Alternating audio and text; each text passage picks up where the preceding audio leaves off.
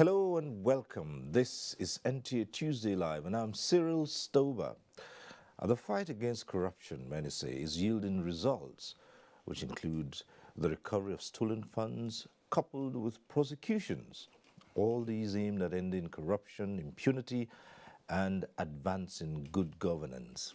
Now, as President Muhammadu Buhari said, if corruption is not killed, it will destroy the country, a stand the African continent shares by endorsing him to champion the fight against corruption in the continent. Now, it's widely believed that the president's international engagements have continued to earn Nigeria more respect, boosting the country's international profile and image. Of recent, President Buhari was elected chairman of ECOWAS. This was at the 53rd Ordinary Session of the authority in Togo. Tonight, President Muhammadu Buhari, in the eyes of the world, how well is Nigeria benefiting from this, especially with bilateral agreements? Now that's the focus after this report by Makut Simon Macham. 2015 remains a watershed in the political history of Nigeria when President Muhammadu Buhari assumed power to revive the economy, restore security and fight corruption in Nigeria. Knowing well that he could not succeed without the support of the international community, the president engaged in several international trips to meet the world and explain the trajectory of development during his administration. For instance, on security, the president ensured that he visited all Nigeria's neighbors, such as Cameroon, Niger, Chad, and Benin Republic. The president also met with world leaders and spoke at the United Nations Commonwealth Heads of Government meeting, among other fora, to talk about Nigeria, the fight against terror, and international cooperation. On the fight against corruption, the president, having faced the monster headlong at home, decided to raise the matter internationally, particularly as it relates to looted Nigerian funds abroad. Corruption is indeed one of the greatest evils of our time. Corruption rewards those who do not play by the rules and also creates a system of distortion and diversion, thereby destroying all efforts of constructive, just, and fair governance.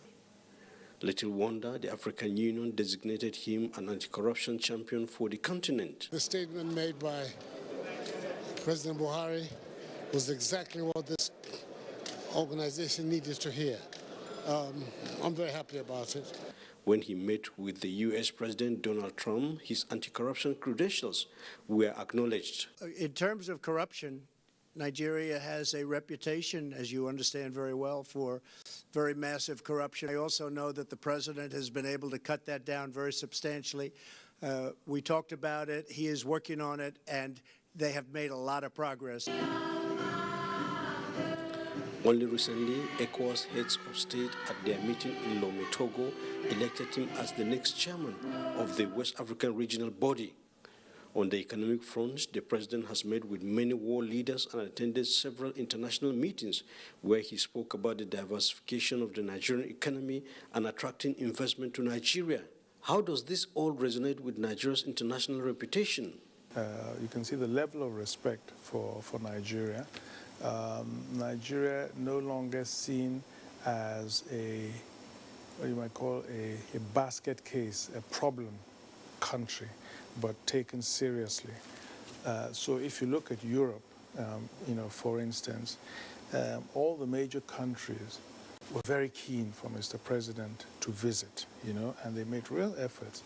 And the reception that he got in those countries and the keenness with which all of them were to sign agreements, trade agreements with Nigeria, to support Nigeria in all the various challenges, economic, social, with the humanitarian crisis.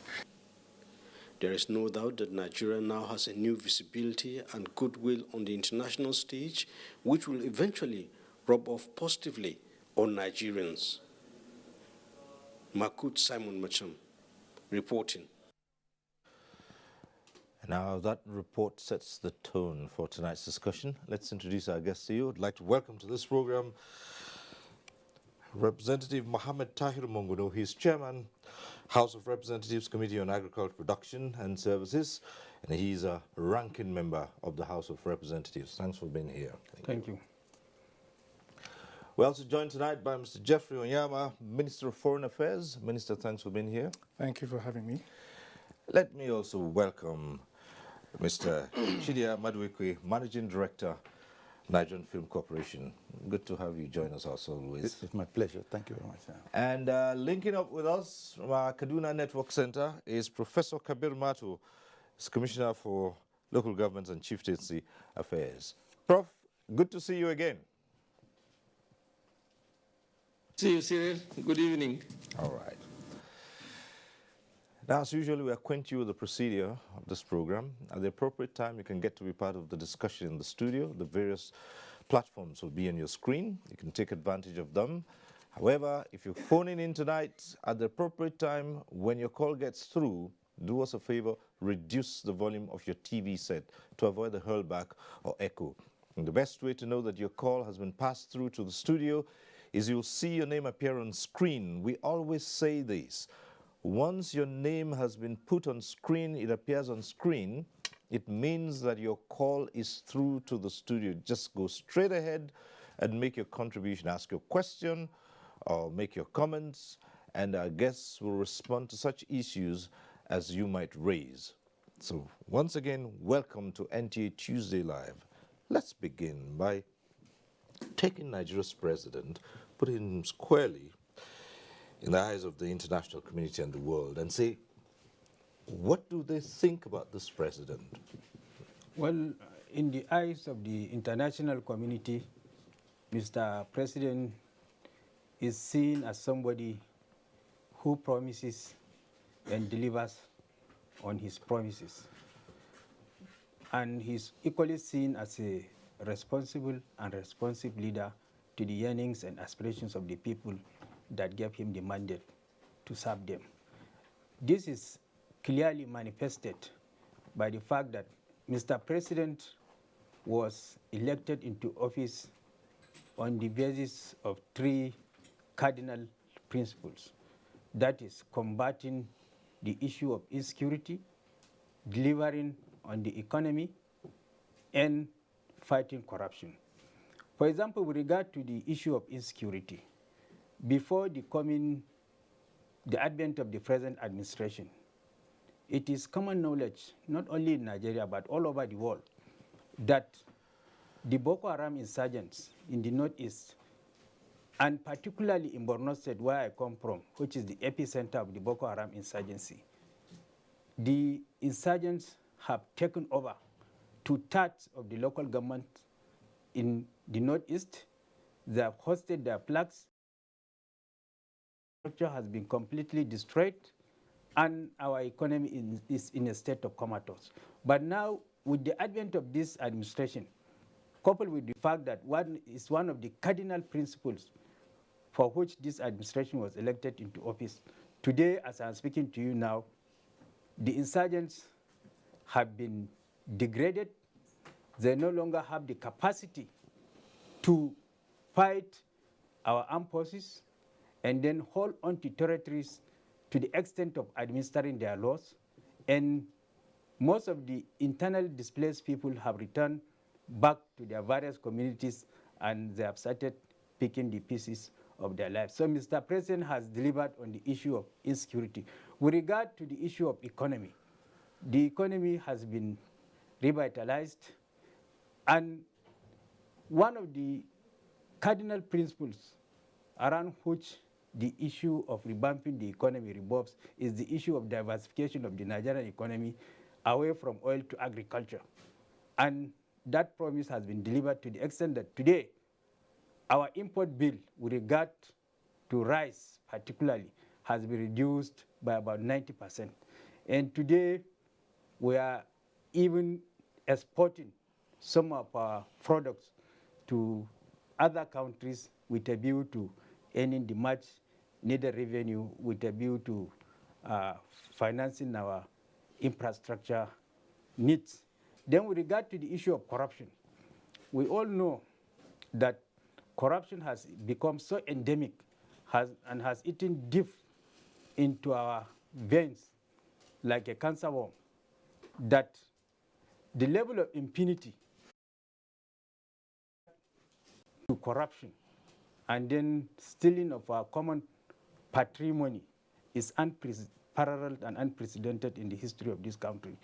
But today, because of the vigorous fight against corruption exhibited by the present administration, the issue of impunity has been drastically reduced, and anybody today that wishes to engage in corrupt activities thinks twice before engaging in it.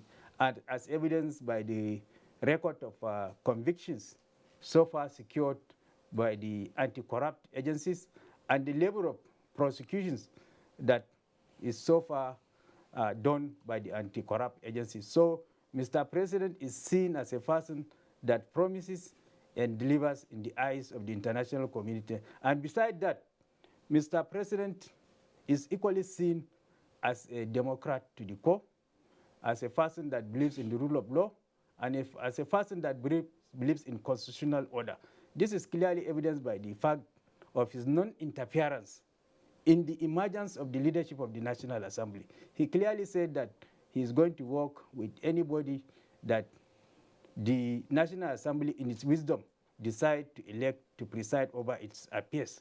And just about 2 weeks ago, when the Directorate of State Services invaded the National Assembly in clear contradiction to the provision of our Constitution, which presupposes separation of powers with a view to checking absolute power, because, as the saying goes, power corrupts and absolute power corrupts absolutely. So in tandem with that, immediately the National Assembly was invaded. The leadership of Directorate of State Services that ordered the invasion of the National Assembly was ordered to be sacked.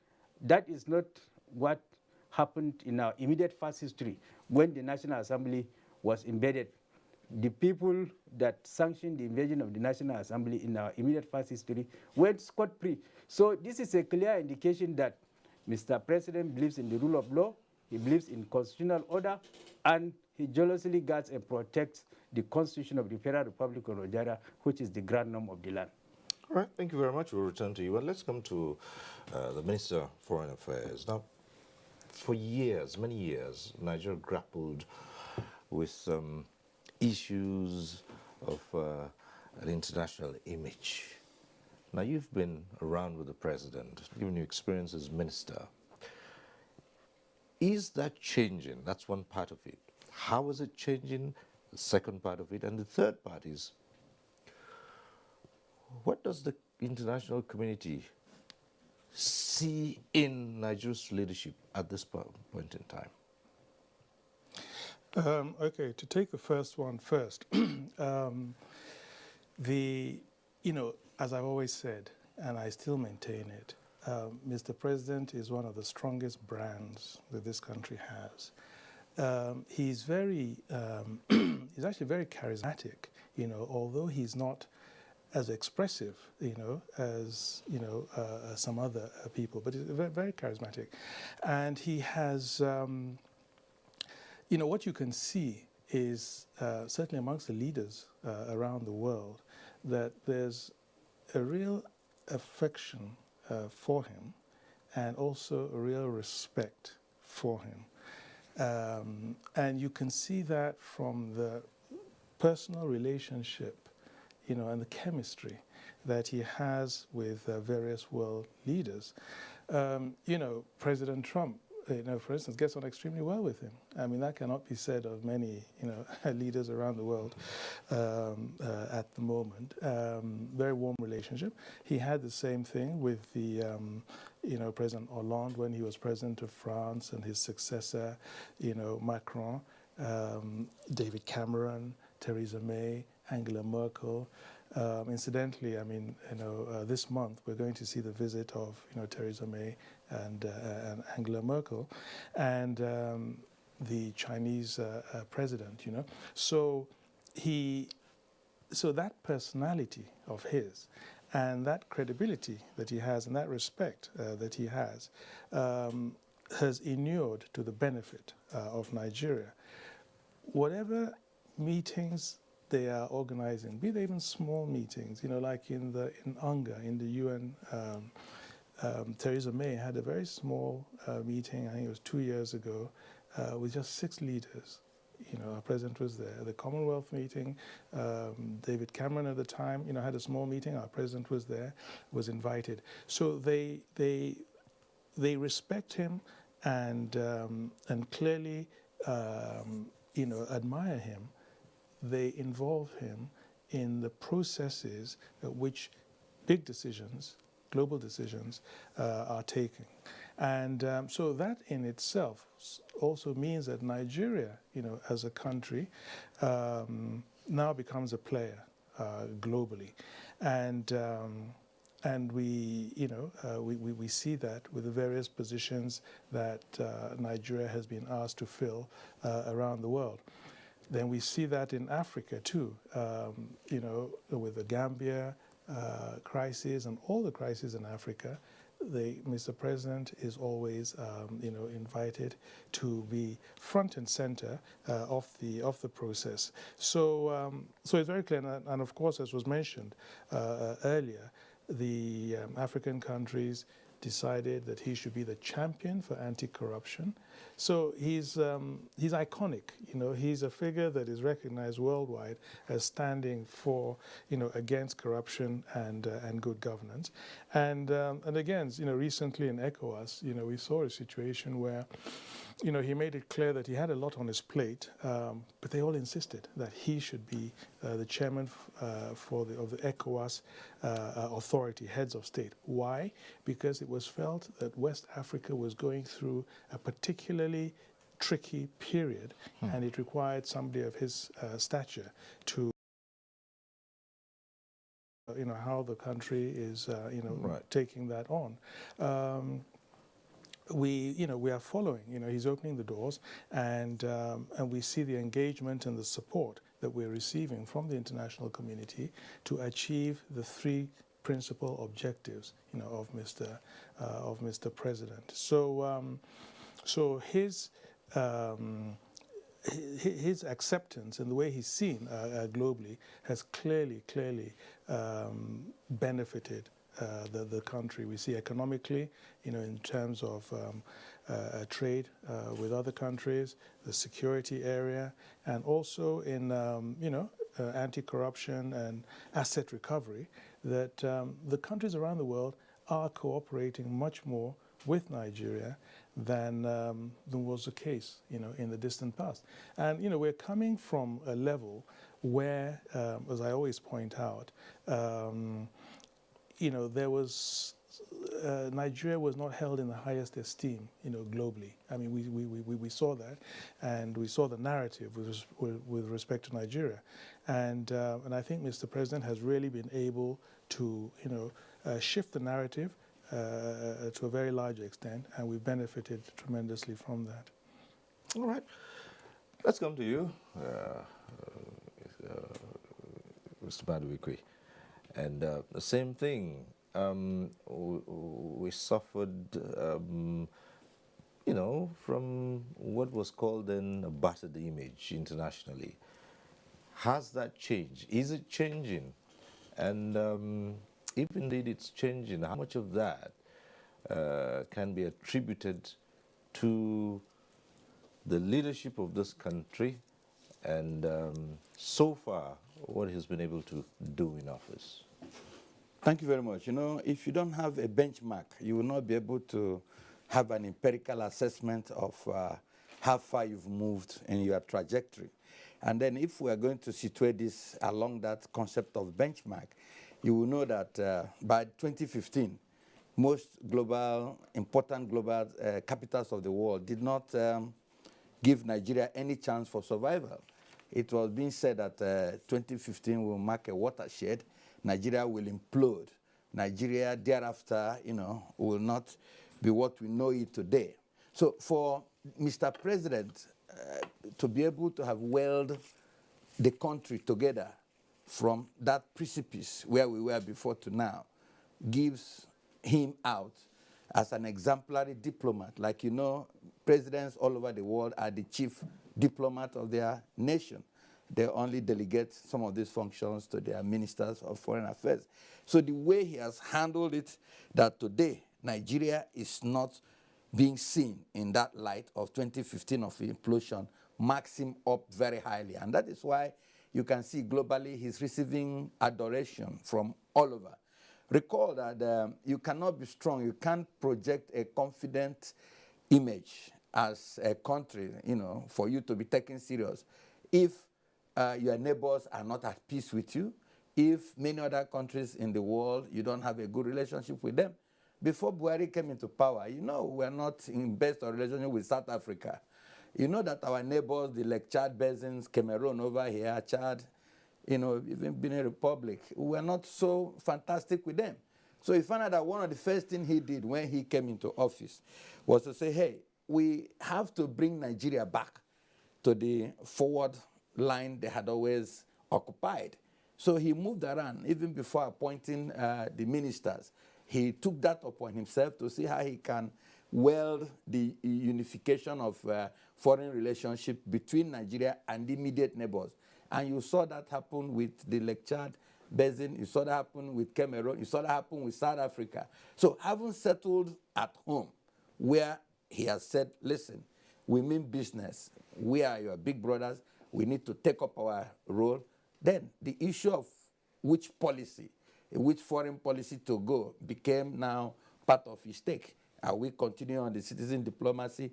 Are we moving now to economic diplomacy as a policy? Of course, he felt that the issue of economic diplomacy should be very much on the vantage point, because here is an economy that was already going to tatters, that was already borrowing to feed consumption. There is an economy that was not having any oil revenue anymore. It went as bad as 600,000 barrels a day.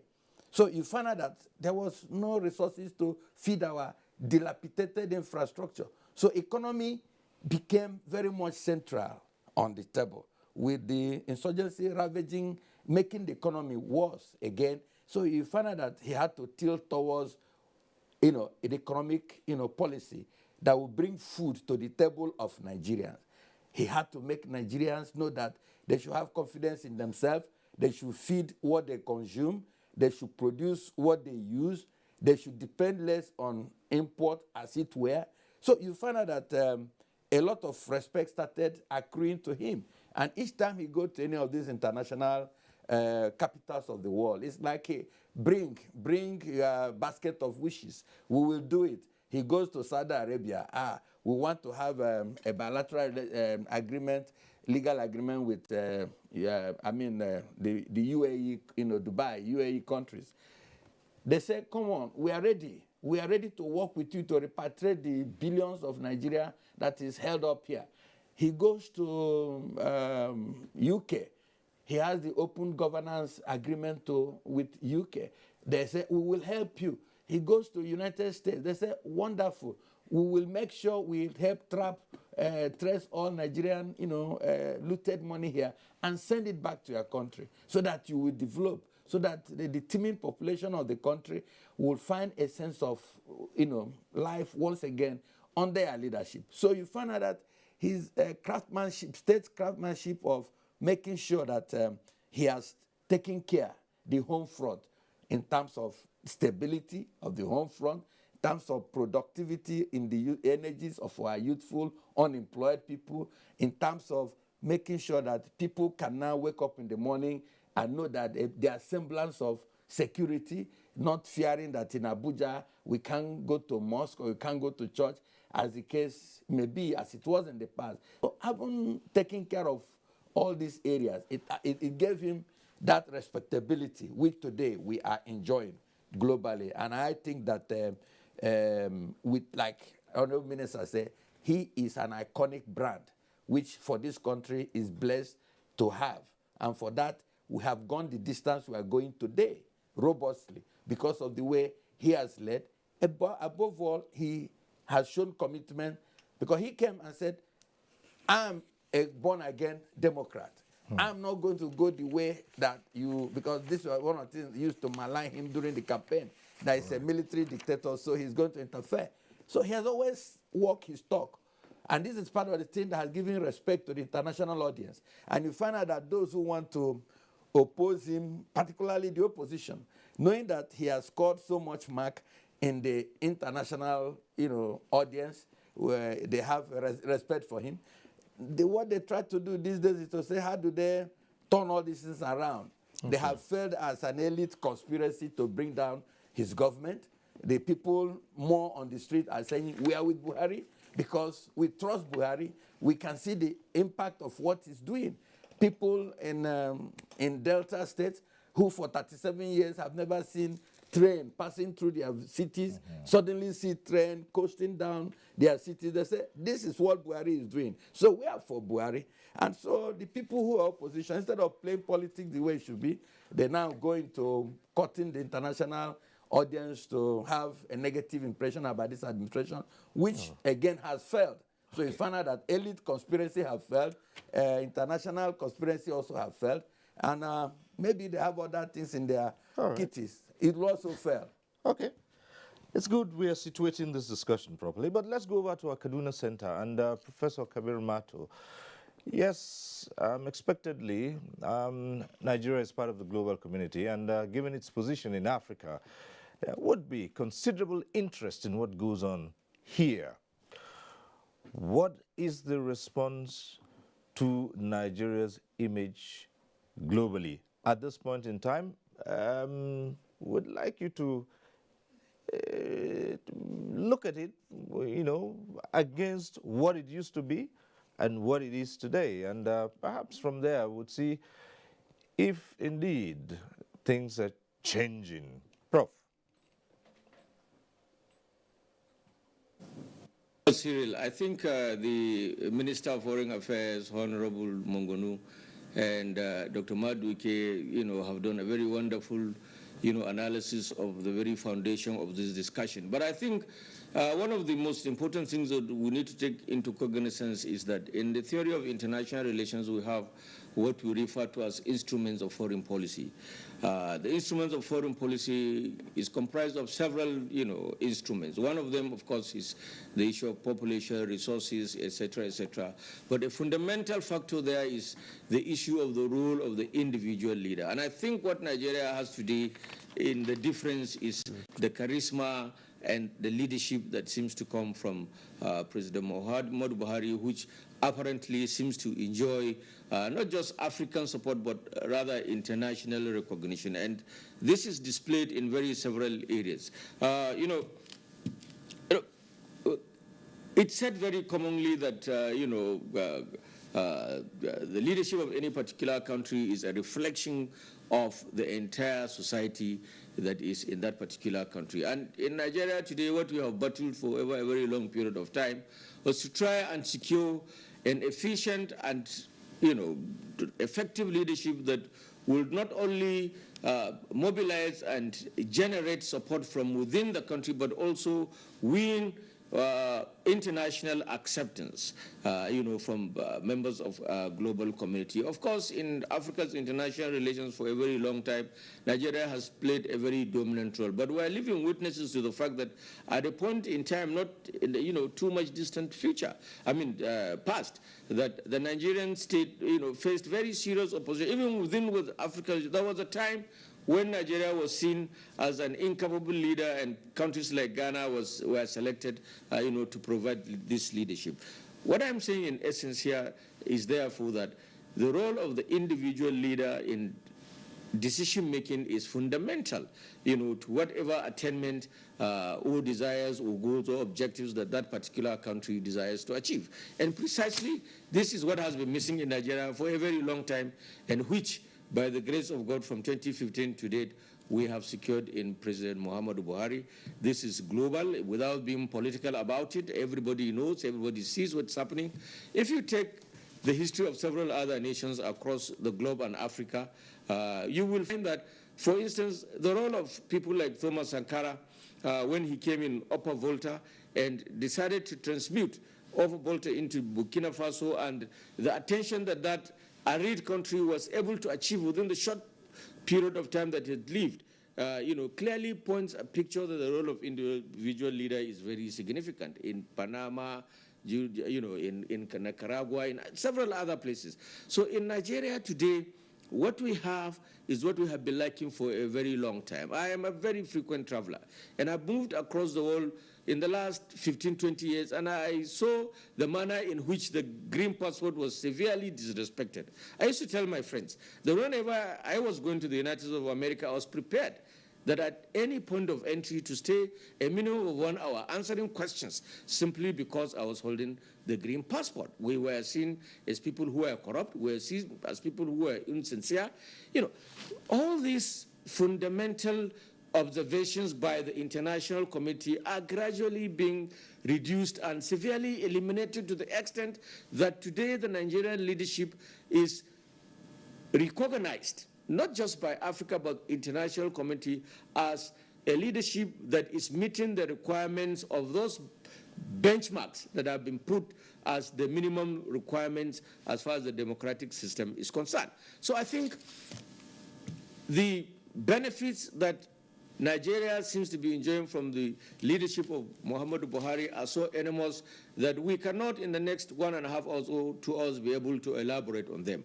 But the fact of the matter is that here we are today, coming from a scenario where you are held a suspect to a situation where you are seen as respect. Our leadership is the fundamental issue. You are dealing in a global community, and this global community is continuously shrinking by the development that we have in information and communication technology. So I am saying, as a matter of sincerity, that what we have today is a leadership that is not just respected at home. I tell you a story. The weekend election that took place in 3 states or 4 states in Nigeria, in Bauchi it was reported very clearly that women will go and cast their votes and hold their ballot paper and kiss it and then put it to the ballot box and shout, "Say Baba." It's simply a signification of the trust that the ordinary Nigerian people have for their political leadership.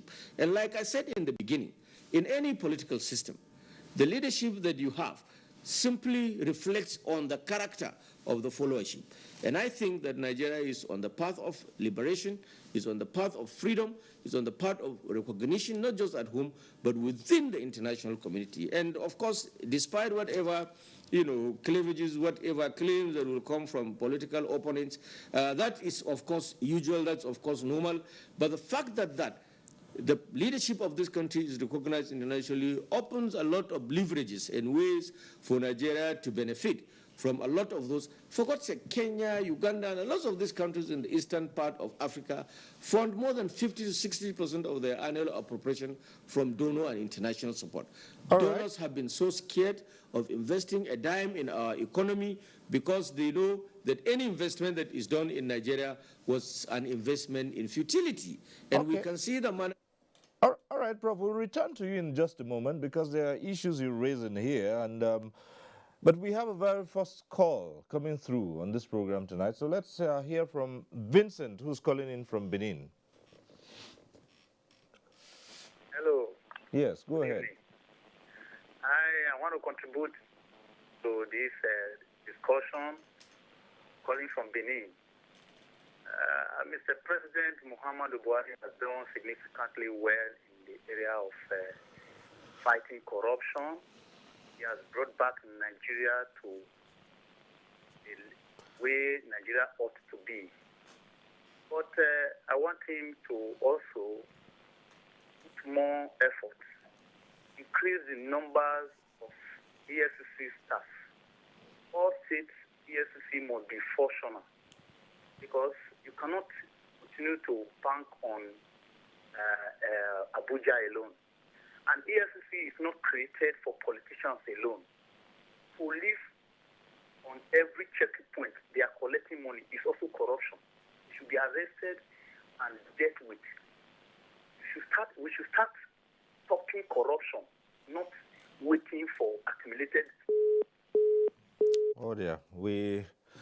lost that link there with Vincent, but already Vincent had started putting his points together, but we'll take note of that. Our guests are taking note of that. And Vincent, if you can hear me, if you can still call back, we'll be glad to hear you conclude your contributions. But let's go to an important point which has been raised of recent, and Professor Matu started talking about it although in a different way. The thing is, I'd like our guests to respond and react to what's been bandied around. Is it true to suggest by any means that having disagreements in the polity detracts from the credibility and the stature of the leader of a country? In other words, is having a mute society synonymous with progress? I think the level of disagreement among the various dramatis personae in the polity is clearly a manifestation of the fact that democracy has come to stay in Nigeria, and the provision of the Constitution, which presupposes freedom of speech, freedom of association, is clearly respected and also upheld as enshrined in the Constitution by the leadership of Mr. President. That is why you see different opinions in the polity with regard to issues of governance, with regard to issues of politics, because political parties are vehicles of interest articulation and interest aggregation. And as such, you have divergence of opinion between the various players in the polity.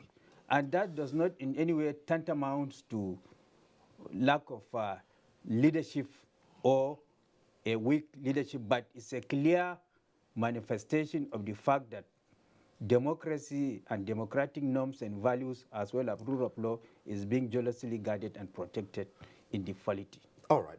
Just before we put the same issues to the Minister of Foreign Affairs, let's see if we can get this call through from Maiduguri. And Mustafa is calling in. Hello, Mustafa. Go ahead. Hello, good afternoon. Yes, good evening. Good evening. Good evening. I would just like to make a little contribution.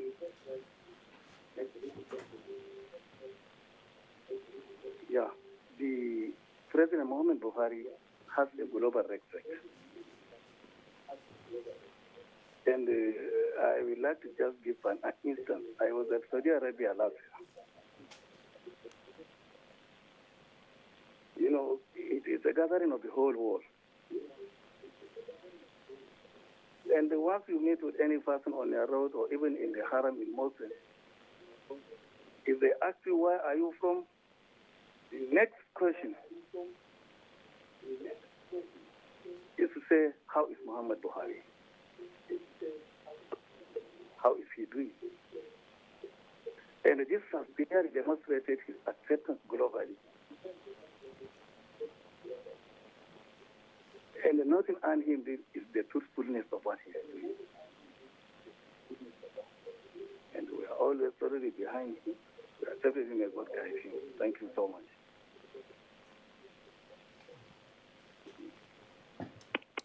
All right. Thank you, Mustafa. Well, returning to the issue we just raised with Honorable Monguno, Minister, it's been suggested that because there are disagreements among politicians and, as he said, a divergence of opinions, therefore, this president cannot have the big stature that people credit him with. Is that true?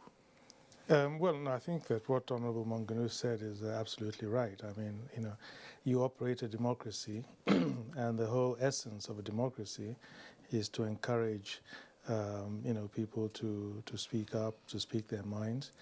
And of course, the whole purpose of having an opposition is precisely to criticize, because if they agreed, they wouldn't be in opposition.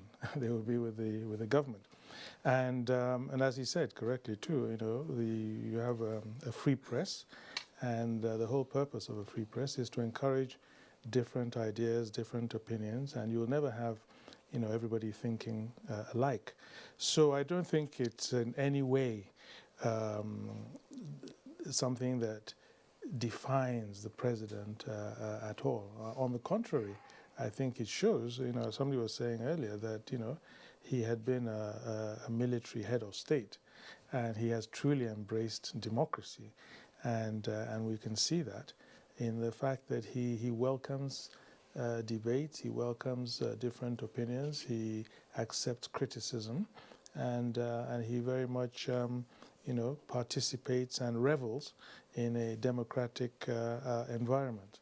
So to answer your question, no, it in no way is a statement on the leadership qualities of the president. All right. Let's go back to the phones now. We have Fortune calling in from Abuja. Hello, Fortune.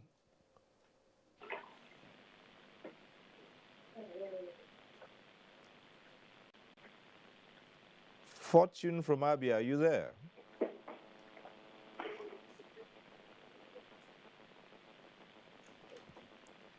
Hello, Cyril. Yes, Good go evening. right ahead.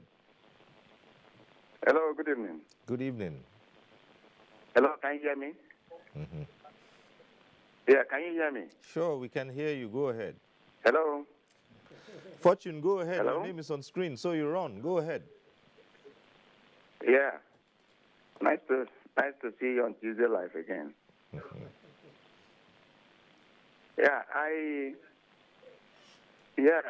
You're doing a good job. You're doing a good job. But I had expected you would bring a panel that is a bit balanced. I see you presenting a panel that is made up of 2 appointees of the government and a pro-APC House of Reps member. So I had expected that you bring a panel that is more balanced, so we can listen to Tuesday Live as what he used to be. All right. I have been listening to the panelists, and I'm trying to figure out what, if this is the Tuesday Live I used to know before now. One of them is telling me President Buhari is doing well, security-wise. And for him, he's done well with Boko Haram in Maiduguri. And I'm asking, why didn't he talk about what is happening in the Middle Belt? Is he trying to assess President Buhari based on the little success he has made in Maiduguri, because he has decimated Boko Haram in a way? What of the Middle Belt? Is that not a security concern? Then the appointee for the census board or whatever is saying by 2015, Nigeria was almost at a point where nobody thought it will exist. But I'm trying to let him understand that Nigeria today has never been divided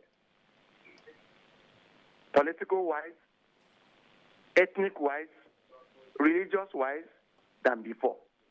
So I enjoy this program, but today I'm not too good with the panelists I'm seeing. You just brought in government appointees and APC party members to discuss President Buhari. You would have mixed it up. Let's get diverse opinions about President Buhari so we can discuss and let people know. That's just my opinion in case you're forming your panel next time. Thank you. All right. Thank you so much, Fortune. But you see, it's just, that's exactly the nature of the program. That's why it's interactive. You have just produced and provided that, difference in opinion that you were talking about, and that's why it's interactive. So not everyone has to be in the studio here. That's why we put the phone lines and the numbers out so that people like Fortune can have the opportunity to also give a different view. And that's the whole essence of an interactive program. So It's not only the people in the studio, those who are calling in and sending in text messages and emails as well, they are also part of the program, and they can and they are free to air opposing views, which is exactly what you have just done now. So thank you very much for calling in. We hope you'll continue to enjoy the program as you say you do. Thank you once again. But let's go over to Mr. Badiwike Yeah, to I like to respond. take off from where Fortune called in, and I'm happy he did. That showed that this gathering is not barricading any opinion from coming here. But Fortune should be able to know that the issue of divisiveness in our nation's religious or ethno-religious polity was made worse by the former administration, not by President Muhammad Buhari here. Because it was before the 2015 that we were made to understand that, a sitting president needed to associate every Sunday from one pulpit to the other to create a semblance of, I belong to you, I don't belong to them. So you find out that this issue of religiosity had already been fed in before we came in, and that was why 2015 was said to be a very dangerous time that this country may not survive. And all we are trying to say that we have pulled ourselves away from that. Yes, he talks about the issue of Benue and Plateau. Nobody is happy about it. But what you should understand, what is the government doing now? After some arrests have been made, you realize that this thing in Benue have gone down. And the people that were arrested are not from the moon. Incidentally, most of the people arrested that had led to this killing in Benue going down are people again from within. That is not to say there are no armed bandits and criminality going on. Just last week, we lost 4 gallant soldiers here around Kaduna, Abuja Road. So it is not yet Uhura. But the point is that is why this president came and said corruption is the central point of his agenda. Because it is corruption that is leading to massive importation of arms into this country. On 5 occasions, Colonel Amida Ali, the CG of Controller General of Customs, have impounded over five times. They have impounded camouflage from the Port Harcourt angle of the port.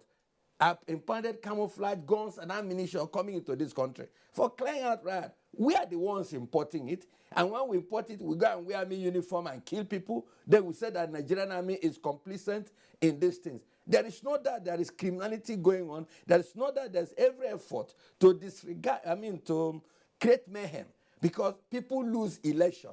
They don't settle with their loss. They go to other dynamics of trying to create confusion to see whether they can push out, the president out of power. The issue here that hatred does not win election. People should play politics the way it's supposed to be played and gather the vote and then change Buhari from being there or APC. We welcome it. There's no problem about that. But when people are going under various contraptions of killing people, mercilessly, then you come around and turn the blame, say, Buhari is doing nothing. The army is doing nothing. How many places will the army be? You have to look at the cost of this killing.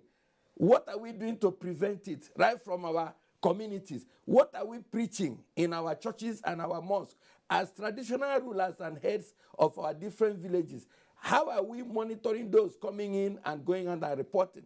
But here, we had issues of militancy when Buhari came.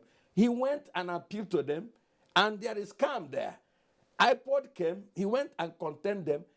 My Tenasini came before he became president. He contained them. So he contained killings in Benue and every other way. He's containing the killing in Zamfara. So he is determined and resolute to contain all this, and that is why he was elected to office. Thank you, Mr. Fortune. All right, we go back to the phones. We have Chris calling in from Port Harcourt. Chris, hello. All right, we go back to the phone. We have Chris calling in from Port Harcourt. Hello, good evening, sir. Good evening. Hello. Hello, go right ahead. Hello. We can hear you. Your name is on screen. Good evening, go sir. right ahead. Can you hear me? Yes, we can. Okay. I actually want to contribute. Yeah, this is my first time of calling Yes, I'm so much interested about the program that's going on. We are discussing about the input of the Mr. President. Well, much I've said about him, and we still continue to talk about him. I want to talk at the area of corruption. The president came to fight corruption, but as it is now, it looks as if corruption is on increase on a daily basis. On a daily basis. It's like one of the callers who suggested about the EFCC getting the police arrested and prosecuted and all that. In this country today, the rate of corruption in police, is overwhelming. The brutality of the masses of the police today in the country is overwhelming. The Inspector General of Police is just, keeping adamant. You go to police stations, you see the way they treat people as if we are nobody in our land. And we keep on talking about fighting corruption. And when you go to police, for you to get somebody bail, you must pay through your nose. And yet, nothing is being done about police. If you go to Market Square, you see people taxing people here and there in broad daylight. And the security agents are all over watching people misbehaving and nobody's talking. Only when, they want to deal with those in the offices, that is where we talk about corruption. Corruption must be dealt with right from our homes. The Mr. President should, wake up and ensure that corruption is being, treated like, treated in a way that international community will say, yes, the country is fighting corruption. Not by taking the security agencies, fighting the opposition in the name of corruption. No. Even the people that formed this government called APC, most of them are massively corrupt. And the president is not doing anything. And rather we see on the screen, on the newspaper every day, where the APC government is chasing the opposition parties as if they are the only ones that are corrupt. Corruption is everywhere. And that is why I kept telling people there is no household as far as Nigeria is concerned that corruption is not existing there. And the president must wake up to ensure that we put a stop to corruption, because that is why, I don't know, somebody said that if we don't kill corruption, corruption will kill us. Thank you very much, sir. All right. Thank you very much, Chris. And we'll just go straight to Kaduna Network Center. And Professor Kabir Matu has been listening to the discussion so far, especially the phone calls, and would like you to respond to issues that have been raised. And, of course, to put that against what we first started with here, to say, do the disagreements, the difference in opinion that has been talked about, do those things detract from the stature of the president? Thank you very much, Cyril. I think, like you said rightly, this panel represents, or the program itself in entirety represents, the aspirations of Nigerians. Yes, a lot of us that are here are APC appointees, and but that does not take away, the fact that we are all Nigerians, and most of those who seem to dissent from the constitution of this panel and what is going on apparently seem to be speaking from, from the other side of the divide. That's acceptable. That's also welcome.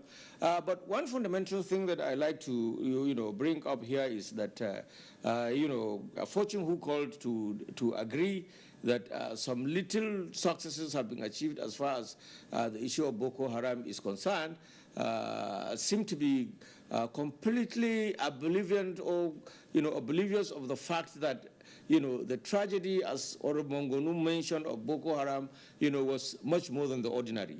Perhaps because of distance, perhaps because of, several other factors that may be cultural, maybe, social and other things of that.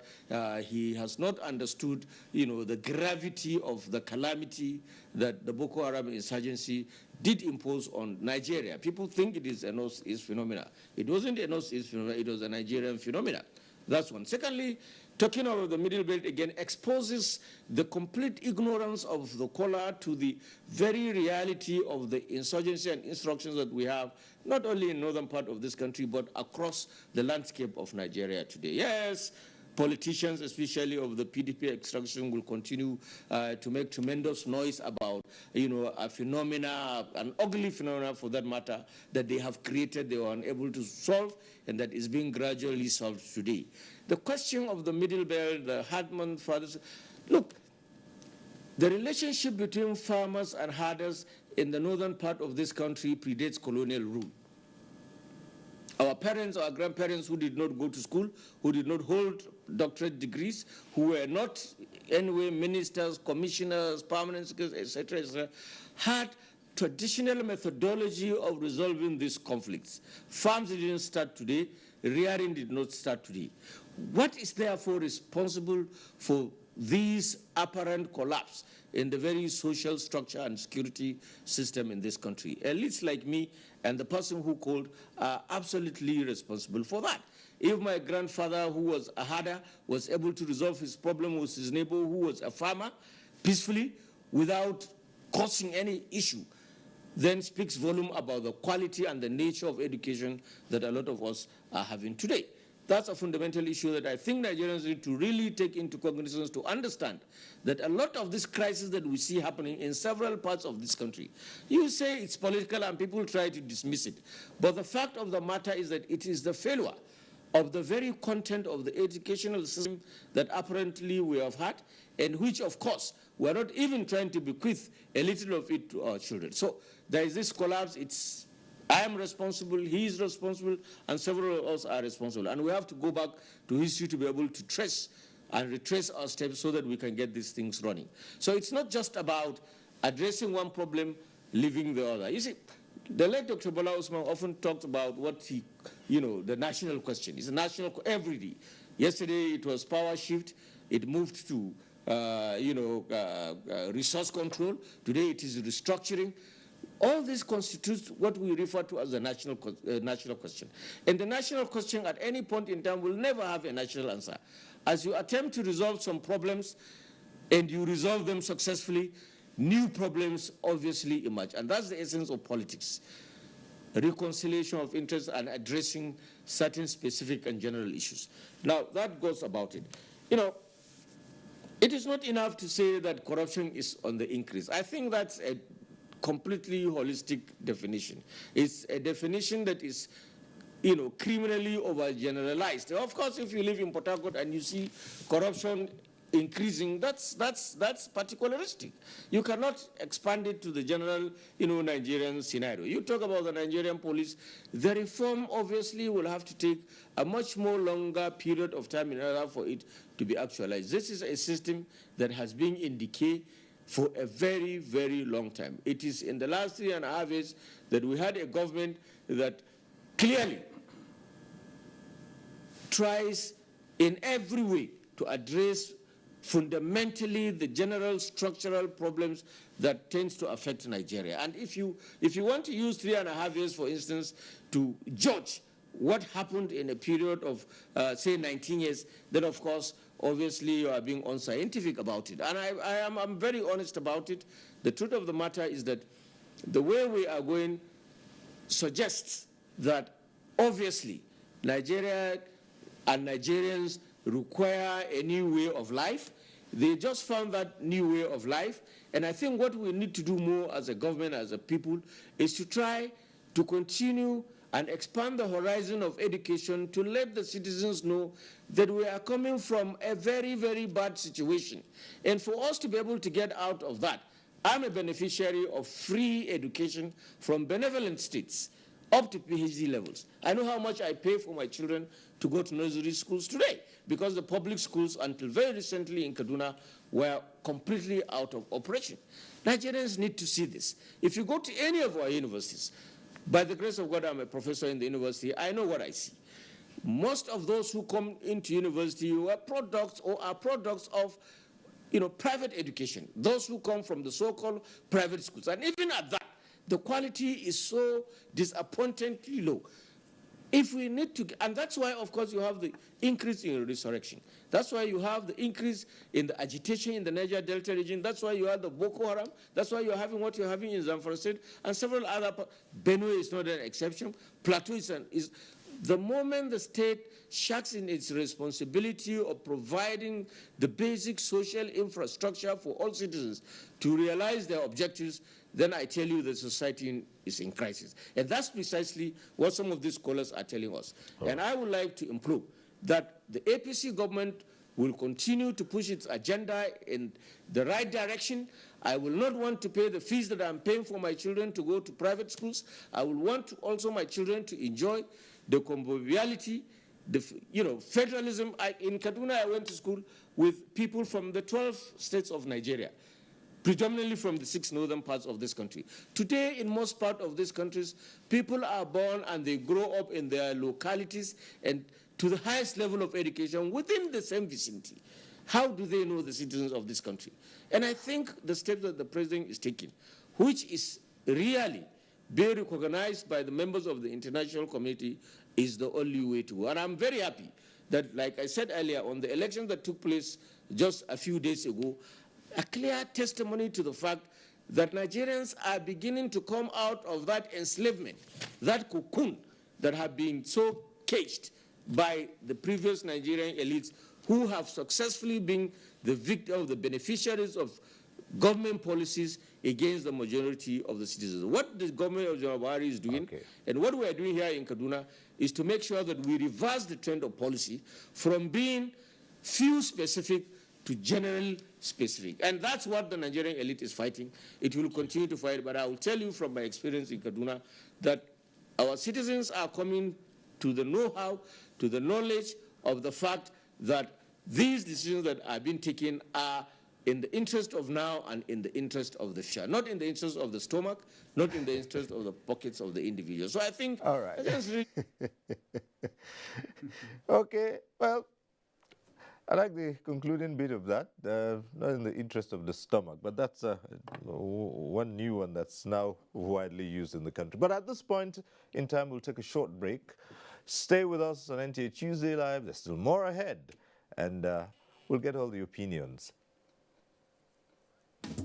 Nigerians, our fearless officers and men of the Nigerian military are winning the war against Boko Haram. Today, all occupied territories have been recovered and Boko Haram has been degraded.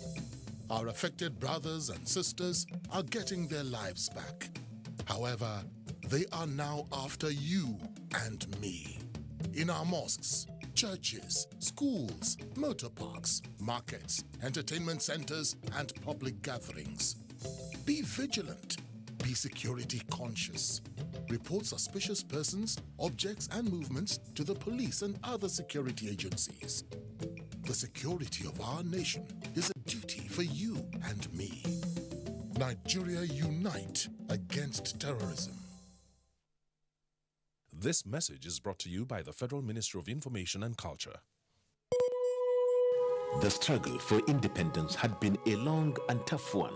Our founding fathers and compatriots sacrificed their comfort and even shed their blood. We cannot at this point in history afford to spirit away their sacrifices for immediate but temporary gains of today.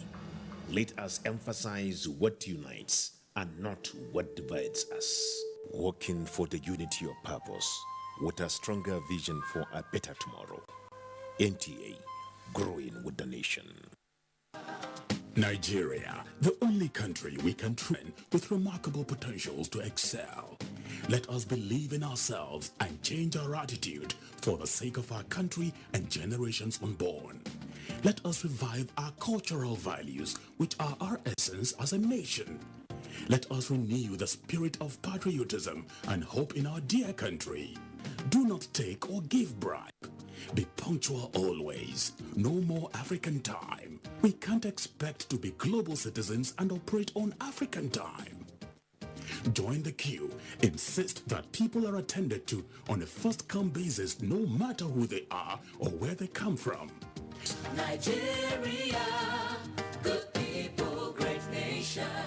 play, make you report any crooked person, object or wakajube movement to police and security agent demo. The security of our nation now work for all of us, plus including me and you.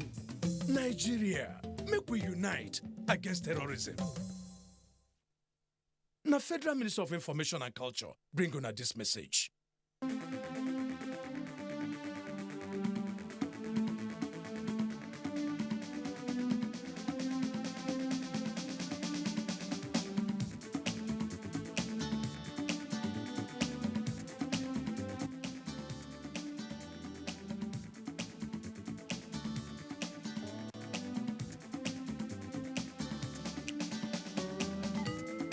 NTA Tuesday Live, a network issue-oriented innovation talk show. Thanks for staying with us. We've been talking to the citizens, and let's bring you their views on so many issues pertaining to what this administration is doing. Yeah, I so much love President Muhammadu Buhari because he's a good man. He's a man that he just come to government to help Nigeria for what Nigeria is going through, for the corruption and security issue and our economy's problem. And I so much like this man because he has tried for security purpose and the fight of corruption because he's the champion for fighting of corruption.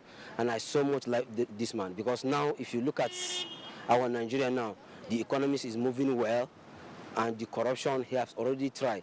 So what I like Nigeria to do again more and more as to give this man a second chance so that he can fight the corruption and the security so that Nigeria will come back for the normal position. In the governance generally, I'll give you 75%, particularly in the aspect of corruption. And 75 is an excellent mark to me. This man has been able to block all the loopholes. When you compare this present administration with the previous administration, especially the one that just passed, you will know that President Muhammadu Buhari has really tried. He has blocked every loophole where the corruption are perpetrating. You understand, eh? Where the corruption, big men are crying. Everybody is crying these days now. No money, no money. The reason be that everywhere has been blocked. No way to steal money again. So the man has really tried. I give him a very strong kudos because to an extent, he really meant well for Nigeria. He really meant to fight this corruption. That he knows what he's actually doing. Anything corruption is out of it. If you want a faithful man, it's only our president you can get in this area. He's straightforward. He's not moved with all this looting of a thing, all these things they are stealing up and down. Anti-corruption, he's there, and he's the only one that can kill this thing. This is what we've been looking for in this country years back. But God sent this man to this country to come and save us from all these thieves we have up and down. So he's the only one that can do it, and that is why he's doing it. And he will continue to do it. Because since the past 2 years, we are now getting our international respect all over the world. Not like before when they do recognize us as a corrupt country also. But now, I think we are gaining our confidence back. Developed countries, they know they are advanced, they know what's happening. They know very well about the blacks. So they believe in him, they believe that he has integrity. So far, being the only one to be present here, it's very clear, it's crystal clear. He deserves it. All right, voice of the people. But let's come now into certain developments within the polity, especially the ones that have led to the, difference in opinion. And that happens to be what has been described as the president's non-interference stance. Now, how would we rate that? Because there are some who have said, well, the non-interference stance is perhaps one of the strongest points. How do you assess that? Yes, the non-interference stance of Mr. President is a clear manifestation of the fact that Mr. President is a Democrat. He believes in the rule of law, and equally, he believes in constitutional order. As I observed earlier on, during the emergence of the leadership of the National Assembly, Mr. President clearly and unequivocally stated that he is not going to interfere on who leads the National Assembly, as opposed to what obtains in our immediate past, where the executive interferes in the emergence of the leadership of the National Assembly. Again, with regard to what happened recently, as I stated earlier on, when the officers of the Directorate of State Security Service invaded the National Assembly in clear violation of the Constitution of the Federal Republic of Nigeria, which presupposes separation of powers. Immediately, the people that engaged in that shameful act were ordered to be sacked. So this point of non-interference in the affairs of the other arms of government, as envisaged by the Constitution of the Federal Republic of Nigeria, is something for which Mr. President deserves a pat on the back, and is a clear manifestation of the fact that Mr. President is giving muscular expression to the concept of separation of powers, which, if it is otherwise practiced, will lead to tyranny and abuse of office. Then, if I can crave your indulgence to respond to the issues raised by the previous callers with regard to the issue of the Boko Haram insurgency in the Northeast and what is happening in Benue State. What happened in the previous administration as a result of the Boko Haram overrunning our territories and then hosting their flags and then administering their laws is a compromise of the territorial integrity of this country, of which no government that is worth its name will allow such a thing to happen, because the primary responsibility of any government is the protection of the lives and property of the citizens. Any administration or government that neglects and or fails to discharge that primary responsibility, that government ab initio should not stay in power a minute longer than absolutely necessary. The issue of killings in the middle belt part of the country is an emerging issue of which the present administration is working round the clock and is putting all hands on deck with a view to nipping it in the bud. And there is tremendous improvement in the security situation in the middle belt as a result of the gallantry displayed by our armed forces, both in the Northeast and what is happening in the middle belt. With regard to the issue of fighting corruption as whether it is targeted at the opposition only, I beg to disagree, because since the advent of the present administration, it was the PDP that was in power. So all acts of corruption that has been perpetrated is done by the PDP. And that is why the investigations and what have you is targeted at the PDP government that left power. Even now, as it is now, those that are members of the APC that were found to have engaged in corrupt activity are being relieved of their position and they are being prosecuted. Even the secretary to the federal government, as a result of the investigation, he was relieved of his position. He's an APC member, and a distinguished senator who is an APC member has been convicted by a competent by court of competent jurisdiction So this clearly shows that Mr. President is not biased in fighting corruption, and it is of general application to whoever engages in corrupt activity. All right, Minister, non-interference in the activities of the other arms of government.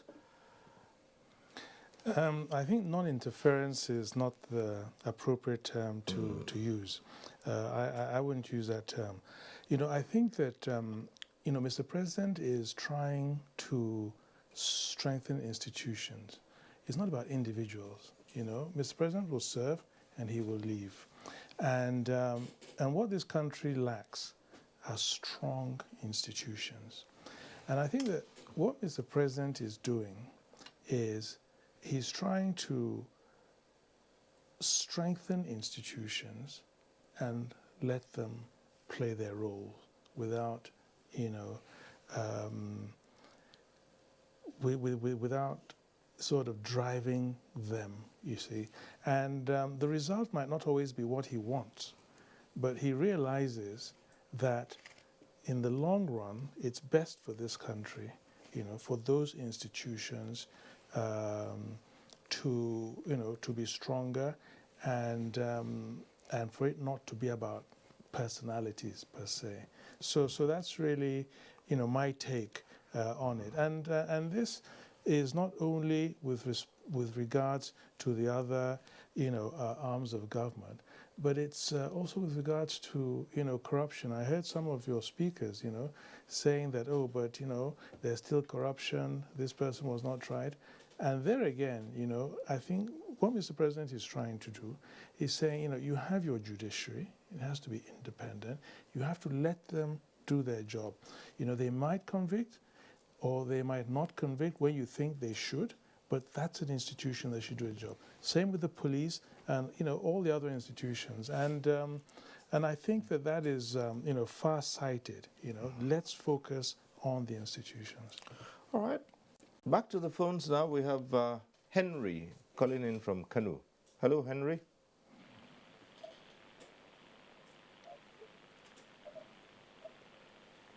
Henry from Kanu.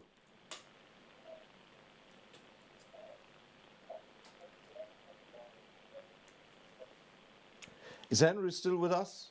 Evening, sir. Yes, good evening. Go ahead. How is work, sir? Go right ahead. I'm live on the program. I can see everything that is going on.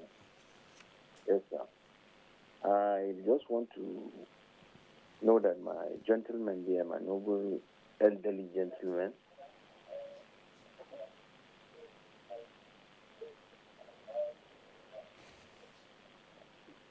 so I want to just appeal to noble gentleman that the president is doing his best. But you know that politically we have PDP and APC people. So definitely they will never support what he's doing, but he has done his best. So I just want them to keep on selling the ship, mostly my gentleman Geoffrey Yama and Honorable Mangonu. They have done their best. They are noble crew too. So what I'm just trying to say is they should keep on the good work. Yes, so that they will take us to the promised land.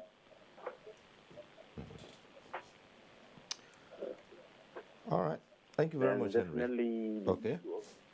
Politicians that are trying to see that Mr. President has not done anything, we will try and know what we will do with our PVC, because they will come back to their constituency and we will know how to put them out. So just give them the kudos. Thank you very much. All right. Thank you, Henry. Well, let's come to you, still in line with what we've been talking about. You think there's a misunderstanding of how the minister has talked about strengthening of institutions and not persons. You think there's a misunderstanding of how a government should operate? I mean, many people expect, truly, perhaps because of the experience of the country in the past, many people expect, for instance, that the executive should determine what happens in other arms of government. When there's an allegation of corruption, a lot of people just expect that Mr. A is corrupt, pick him up, lock him up, throw away the key, Mr. B is alleged to be corrupt, pick him up, lock him up, throw away the key. A lot of people expect what ordinarily you would see in a military administration. You think there's a misunderstanding here of how things work now?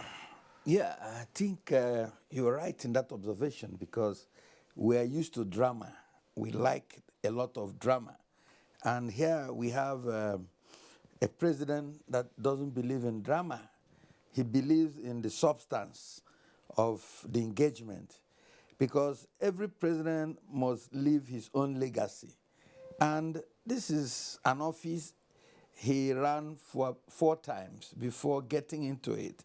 And he came into it at a quite matured age with a lot of experience. So he has his eye on history, he has an eye on posterity. He's not concerned about the immediate. So he's not acting in a manner to satisfy our immediate desires in terms of how we think it will come about. You take, for example, the social intervention program.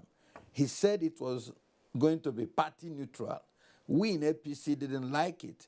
We felt that it is our party's program. We should be in the forefront of the social intervention program. But he said, no, it's about Nigeria. Now we are seeing more reason why he took that decision. And this kind of decision are things that come with state of mind of maturity and state of mind of integrity. When a leader has integrity as the watchword. He came and said he's a born-again Democrat, and he's living true to his word. He does not want to interfere. He will not. You can't push him to interfere. Let institutions be strong, even when it may not be favorable to our wishes. But he thinks that over time, the right thing will be done, and people are seeing it, are beginning to notice it, are realizing that he has no interest. We had some president in the past that will, within a tenure, will move about 5 senators. He will change senators at will. Some 100 days, some 200 days, some 100 and something days. You find out that they'll be changed because the secretary said, well, I don't like the shape of your nose. Now, Mr. President Buhari says, no, I'm not going to be involved with that. Whatever you people in the National Assembly bring up, I'll work with. But now, some are taking advantage of that situation. And that is why we are happy we have a strong party chairman who is saying, no, this is the way a party wants it, and that is the way it's going to be. About corruption, there's no time that corruption will all evaporate within 2-3 years. It's not possible. But what we will say, what effort has he been able to achieve? Now, people don't find it comfortable to just see the whole bucket of money and take it home. A lot of institutional mechanisms have been put in place. Like me now, I don't know how the salaries of my workers are paid because the IPPS take care of it. In the past, as a chief executive of Parastatal, I would have been possibly employing people the way I like. I would have been possible having dealings with the banks to open accounts with them. But now, such things are not possible. I can't open an account with any bank because he's plugging, those areas of compromise. So he is building strong institutions. And that is a legacy he wants to leave, and we must come to terms with that. Right, let's go back to the phones. We have from Ekiti, Ambrose calling in from Ekiti. Hello, Ambrose.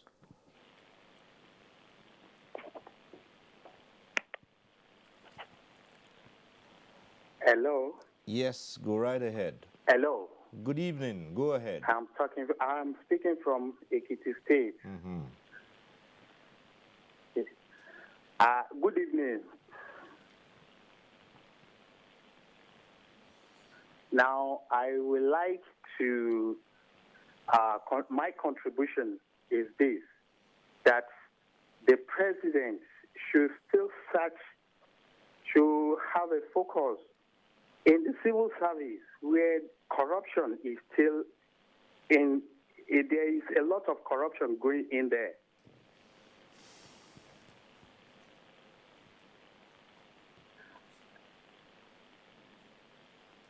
And I believe that if the president is able to search, is being light, search there, it will be at least the corruption will also be reduced to the minimum.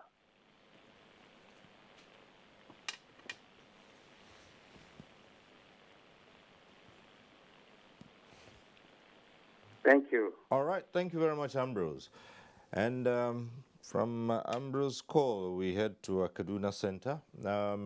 Professor Kabir Mato, you often hear people say, there's a lot happening and nothing is being done. No one is talking. I'd like you to put that in perspective and say, in a country like Nigeria, what is the responsibility of citizens? If you have a leader who's going in one direction, is that leader the one who will drive every aspect of where that country is headed? In other words, what are the responsibilities of the citizens in certain aspects? A, the fight against corruption. B, in ensuring that the system and institutions are strengthened. Cyril, it's really very critical. This is a very cunning question. But I think what's important in any polity, for that matter, the support of the individual citizen is very critical and crucial to the attainment of the objectives of the government. It was, I think, Henry Kissinger, one time Secretary of State of the United States, who said, the success of any government is measured in terms of its ability to bring forth new realities. In Nigeria, before 2015, the reality was corruption. The reality was, somebody said in the course of this discussion that, Nigeria has never been this divided. I beg to very honestly disagree with this, because in this government, we're not talking about religion, we're not talking about regions, we're not talking about ethnicity, we're not talking about all these divisive tendencies that the previous government so much spoke about. We're talking about issues that are fundamental, just like, the panel there spoke about. We're talking about building institutions. The National Assembly as an institution, the judiciary is an institution. But, both the legislature, the executive, and the judiciary are part of a gamut. And the tragedy is that a long period of decay and misrule in this country did render all these fundamental organs of government to be as weak as they are. Having a strong executive arm of government obviously will face tremendous challenge from the legislature, and that's precisely what we are seeing from this very ambivalent, selfish defections that we see from the leadership of the National Assembly. And then again, this takes me back, to fundamentally disagree with the submission that we have, in this, meeting that the need to strengthen institution was what was. I tried to put the president aside, but I'm a member of the APC group, but I blame the All Progressives Congress for the inability to take the decisive decision at an issue to nip this fundamental crisis in the bud. It was a blunder, whether we like it or not. And I hope that in 2019, when we come back, we will come back in 2019, these issues will be taken for. It's a responsibility of the party to handle these issues and decide from among its members who should lead the National Assembly. The failure of that, in my view, was what was fundamentally responsible for the emergence of these recalcitrant principal officers or presiding officers that have chose the path of dishonor over the path of honor. That aside, I'm saying that the way we are going today in this country, we are moving on the path of resurrection, if I may use the word. Things have been so bad. Things are getting better. A destruction of 30, 40, 50 years obviously will take possibly half that time, the equal number of time, or even a longer of time to be able to correct. That's precisely what is happening. And I think what we need to do as a government, and what we are doing, is to try as much as possible to carry along the rest of the citizenry in the campaign of salvaging Nigeria from a state of decadence, paralysis, to a state of, abundance and plenty. And the resources are there, human, material, etc., etc. We have pretended for a very long period of time. Things have gone out of proportion.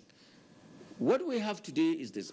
Correcting the executive arm of government has a responsibility to spearhead over whatever ramification, whatever correction you are going to have in the legislature and whatever you are going to have in the judiciary.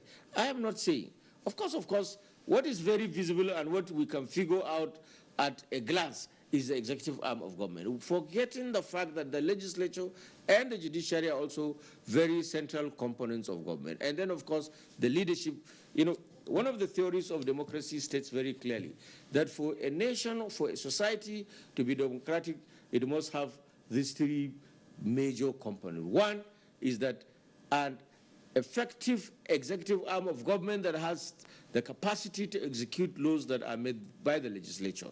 If you have a legislature that wants to pretend the ostrich and sound ambivalent, then you have a problem there. If you have a judiciary that is unwilling to conform with the tenets of the changing times, then of course there is a lot of problems. And of course, what is required here, therefore, is the need to mobilize the citizenry, just like we see. I keep making reference to the immediate past elections, and I am confident that when we have elections subsequently, it is going to reflect the same manner. Nigerians are gradually coming to terms with the reality that we are living a system that is comatose to a system that is bringing life and activities to the people. If you take any parameter, if you take any scenario in this country, and you measure it what happened in the 1970s, you find that it is not just stagnant. In fact, it has deteriorated. And the support of the citizenry is what is critical. Government has to mobilize people, has to mobilize citizens into understanding what its objectives are. And I'm very glad to say that from my experience in Kaduna State, the ordinary citizens of the state are coming to terms with the fact that the concept or the theory of change is not just as it is mentioned, but it also requires fundamental sacrifice on the part of the citizens to be able to key in the process so that at the end of the day, we give our today for their tomorrow. That's what we inherited. That's not apparently what we are bequeathing. It is our responsibility to make sure that we do just that. And that's why I am saying that we have never had this good in the recent past. We're having it now after the items have been so bastardly abused by previous ruling classes, especially in the last political dispensation. You're having a government, and people they will continue to, because it is easy to destroy. It takes a minute for you to bomb an entire structure and reduce it to rubble. It takes a long period of time to build it. And I think that's the situation that Nigeria finds itself in today. And it is a responsibility of every citizen to understand how precarious the situation is, how dicey, how difficult the situation is, so that we give our necessary support to our representatives at every level. It is not a partisan issue. It is an issue about Nigeria. I feel bitter. I feel betrayed when I look at my children and I see the future that lies ahead of them. It's difficult for me now to travel from Kaduna to Abuja because of the absolute state of insecurity. This is not what emerged yesterday or 2 days ago. It is a product of the long-age neglect that young people who ordinarily should have gone to school didn't go to school. Young people who ordinarily should have been provided with means of life, supported. Government is a provider of enabling environment and infrastructure so that citizens can build on. These things have failed. That's precisely what these governments are doing in Kaduna, in Abuja, and yet a lot of Nigerians are trying to take advantage of it to tell the nation otherwise. But I'm glad that I said citizens are increasingly becoming aware. Those whom you think didn't go to school are ill-informed. Unfortunately, are more informed than several of us elites. We don't listen to radios, we don't, a lot of these things, and so the situation, a lot of these things, and... Okay. Well, Minister, we started this discussion by saying let's assess Nigeria's image and if and how the president's style of leadership, his numerous engagements have rubbed off on Nigeria's image. But there has been a suggestion quite recently that that's one of many theories that's been bandied around. And one of the popular ones around, is that the international community is exerting a lot of pressure on the president to step down, not to be part of the political calculation next year. And it is alleged that this is coming from some of the biggest countries that have interests in Nigeria. They point to the US, they point to Britain, they point to France, they point to Germany, and say there is a united call from across the world that the president should step down. How do you respond to these allegations being bandied around? That's news to me. I'm hearing it for the first time.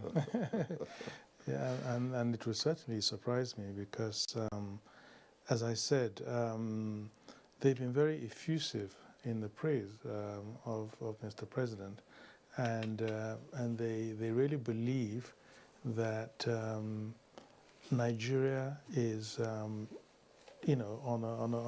a positive path, one of the things that our people don't give Mr.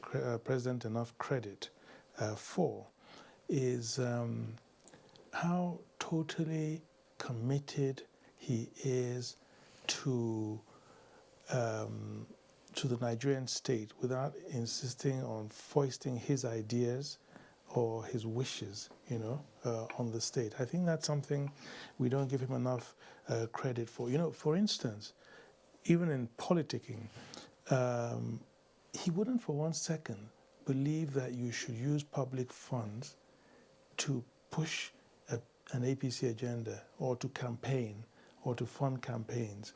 That's something that's totally anathema, to him. He doesn't for one second believe that you should try and somehow influence the elections. He genuinely wants free and fair elections. He believes in, electronic voting. He believes in a level playing field. So, and he's not wedded to the idea that it has to be him or, he has to be re-elected or he needs to have this position. And I think that's what foreign leaders like about him.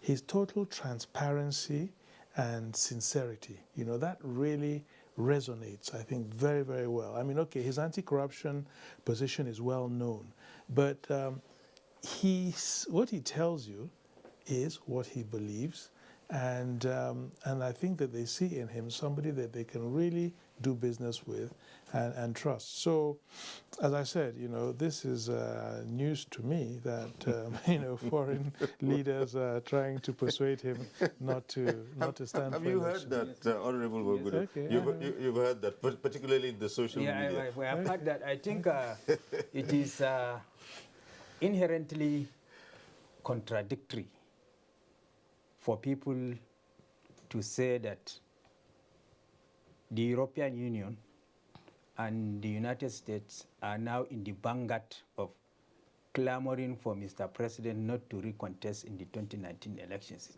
If the international community that hitherto considers Nigeria as a pariah state in the Committee of Nations, and today, because of the transparency of Mr. President, his anti-corruption posture, his responsiveness to the yearnings and aspirations of Nigerians, as rightly pointed out by the Minister of Foreign Affairs, he was celebrated as anti-corruption champion by the AU. And for the first time, the International Court of Justice invited him, the only president, to come and deliver an address before the honorable judges of the International Court of Justice. This is a International Criminal Court. Thank you. This is a clear manifestation of the fact that the international community identifies with the good leadership of Mr. President, and Mr. President has really rescued Nigeria from the image of being a pariah nation in the Committee of Nations. So it is inherently contradictory for anybody to come out and say that. Well, thank you for the correction. Yeah, are you familiar with these theories that have been circulated in the social media? Yes, I did mention it somehow in passing. There is fire in the mountain, if you use the normal roadside lingo, 100,000 Nigerians are holding toxic AMCON debt of this country totaling about 5 trillion naira. You know that very well. 100,000 Nigerians. So they see what Buhari is doing means that if Buhari continues to be in the office, it means that this 5 trillion naira, where are they going to get it and pay back? Right now, AMCON is after them to get this money back. Even it's common sense that even most of them are there in National Assembly. So the elite conspiracy will be, how do we truncate Buhari from not getting back to office? When that has failed, by whipping on sentiment, you can see what happened in National Assembly in a very dubious manner. There was no APC person there, and all of a sudden, cameras from the PDP people were there taking photographs, sending to UK Embassy, High Commission, American Embassy, and other people calling for foreign intervention at what is happening in National Assembly. When me and you know that it didn't quite fit, it looks like something that was just created in order to capture the attention of the international audience. That will fail. So from there, they say, oh, when Buhari goes to International Criminal Court, he will be arrested. Rather, he was invited to come and be the one that only head of state that will give such an eloquent decision.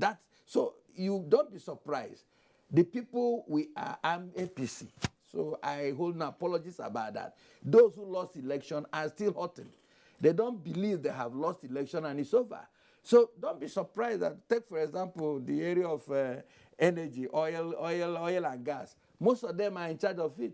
That may be the new area they want to try when it's very close to election and see whether there'll be trouble. So there is every effort by the opposition, which is not how election supposed to, or democracy supposed to run. When you lose election freely and fairly, why don't you go home and prepare and come again with better manifesto and run another election and win? This president ran for 4 times before he can be there. So why is it that you lose once, you now want to put the whole house under us? So that rumor is fake news. It's coming because it is a wish, because there is no other candidate that can beat Buhari in a presidential election, and they know it. The facts are there. So all of that, they wish Buhari to die. No president sitting has been given such high dose of death wish in this country as Buhari. Buhari did not die. They wish National Assembly will impeach him. Nothing is happening there. They come with all sorts of things. Now, international government want him not to run. It's a bloody lie from the pit of hell. Buhari will run the election, APC will win again. Sorry, would not apologize. Well, as we begin to wind down, we go back to Kaduna Center, and there again, Professor Kabiru Matu, what can Nigerians begin to do to, as you well put it, last time you were making your contributions, to turn things around and build on what is being achieved? And of course, not forgetting, I'll still put the same question to you. If you've heard about the so-called pressures, and what do you think about it? Well, I'll be very honest with you. That pressure is not international. That pressure is pressure that emerges mainly from the Obi Ezekwesili group and their mentor, the former President Olusegun Obasanjo. I will mention it without any fear of contradiction. Yes, probably Obi expected something and didn't get anything, and so from the Bring Back Our Girls movement now to what she calls red card.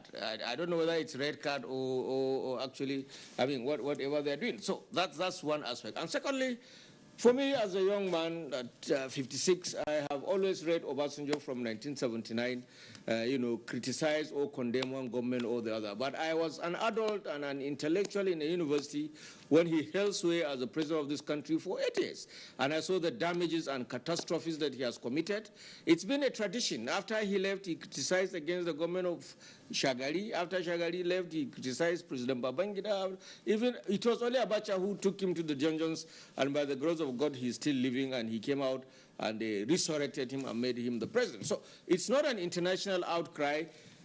Just like Honorable Mongonu mentioned, it is not possible for the international community to give this accolade and recognition on one hand, and only to turn on the other side and say, no, we don't recognize you.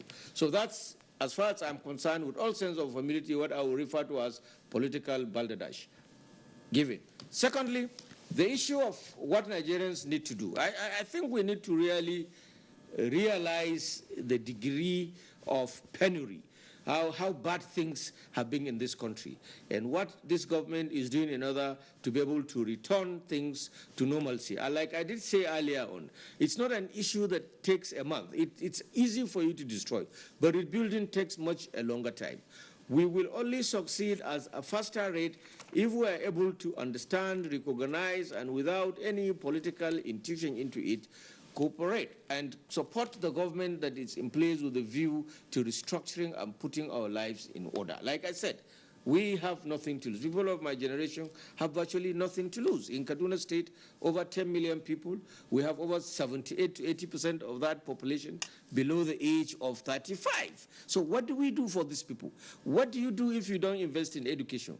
What do you do if you invest in social services? What you are simply doing is recreation, a further society that is bedeviled by tremendous crisis, a crisis that, God forbid, may see to the end of the society. So I think the most important thing that we do, despite our political differences, despite our regional, ethnic, religious, and what have you, is to appreciate what the reality of the scenario is and try to put on our contributions, no matter how little and minor these contributions may be, in order to make Nigeria back on track. Certainly, this government made Nigeria in a situation that was so unpalatable, was so sympathetic, that was so degrading. Like I did say, in Nigeria, if you're a Nigerian and you moved out of this country, especially to the West and the United States of America and every other part of the world, you are held suspect until otherwise. This is the tragedy that we, and look at the evolutionary decadence that the Nigerian system has taken over time. As a university student, one will fly to London and secure visa at the point of entry. Today what happens? Majority of Nigerians are denied that visa. Here in Nigeria, in the United States, and everywhere else. It tells you about the degeneration and the collapse of leadership that you have. And what will bring us, with the tremendous human resources, with the tremendous material resources in this country, what is lacking is the capable and competent leadership that will be able to mobilize these resources in the actualization of the true Nigerian dream. And I think we're on course. And I call on every citizen of this country to look at it beyond the level of politicking, to see that really we were in bad shape, we're getting out of it, but it will take a longer time to get out of it. All right. Okay, thank you very much. And your last word in just a few minutes. Few minutes. Well, I just want to say that the president is taking Nigeria back to Nigerians. Okay. And Nigerians are happy to receive what belongs to them. 100,000 Nigerians are not going to hold us down to ransom. Okay. That's it. Minister, that's what. Well, the president, in the eyes of the world, has been doing extremely well. And he is really one of the best global assets that we have. Right. Honorable Well, my last word is that have regard to the lofty programs that this government intends to implement for the benefit of bringing dividends of democracy to the doorstep of Nigerians. Nigerians should be in the vanguard of championing these lofty objectives and ideals for which this government intends to deliver to dividends to the doorstep of Nigerians with a view to redeeming them from poverty and what have you. All right. Well, time to say our goodbyes now. We'll start off by saying thank you very much to Professor Kabir Mato, who joined us from our Kaduna Network Center. As usual, it's a delight to listen to you, Prof. Thank you for coming. Thank you. All right. And then also, thank you to the Managing Director of the Nigerian Film Corporation, Chidema Dwekwe. We thank you for being here. Pleasure is mine. Thank you. Minister Jeffrey Oyema, we thank you for being here tonight. Thank you. My pleasure. And then Honorable Monguno, thank you for being here. Thank you for having me. And thank you for being part of this program too. And next week, we'll be back with NTA Tuesday Live. I'm Cyril Stober. Bye for now.